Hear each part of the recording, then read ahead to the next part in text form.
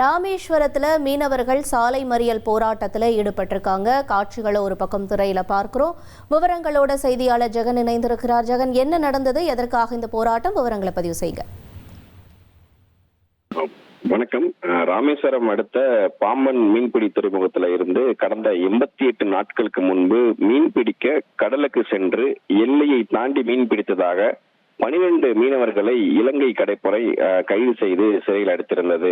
இந்த நிலையில கைது செய்யப்பட்ட மீனவர்கள் 12 பேரையும் 88 நாட்கள் கடந்தும் விடுதலை செய்யாமல் இலங்கை நீதிமன்றம் சிறையில் அடைக்கப்பட்டுள்ளதால் உடனடியாக இலங்கை சிறையில் உள்ள மீனவர்களை விடுதலை செய்ய வலியுறுத்தி பாம்பன் மீனவர்கள் பாம்பன் பேருந்து நிலையத்தில் தற்போது குறிப்பாக இந்த மதுரை ராமேஸ்வரம் தேசிய நெடுஞ்சாலையில இந்த சாலை மறியல் போராட்டத்துல ஈடுபட்டு இருக்காங்க. குறிப்பாக இந்த போராட்டத்துல மத்திய மாநில அரசுகளுக்கு எதிராக கண்டன கோஷங்களையும் மீனவர்கள் எழுப்பி வருகின்றார்கள்.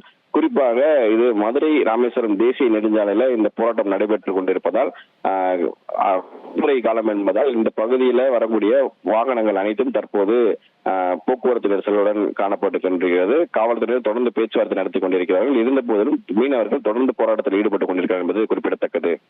உங்களுடைய தகவல்களுக்கு நன்றி ஜெகநாத். ராமேஸ்வரம் மதுரை தேசிய நெடுஞ்சாலையில மீனவர்கள் சாலை மறியல் போராட்டத்தில் ஈடுபட்டிருக்காங்க. விவரங்களை செய்தியாளர் ஜெகநாத் வழங்கிட கேட்டோம்.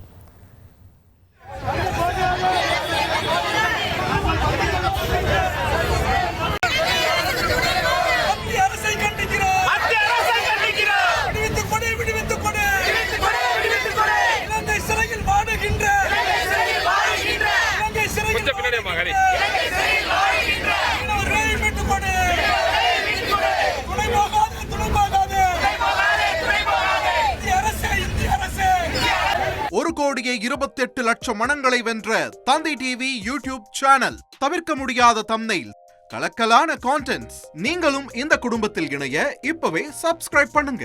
அசுரபலம் கொண்ட எங்கள் டிஜிட்டல் கரங்களில் உங்கள் விளம்பரங்களை சேர்க்க வாட்ஸ்அப் பண்ணுங்க. 893988883778. Email advtthanditv@dttv.in.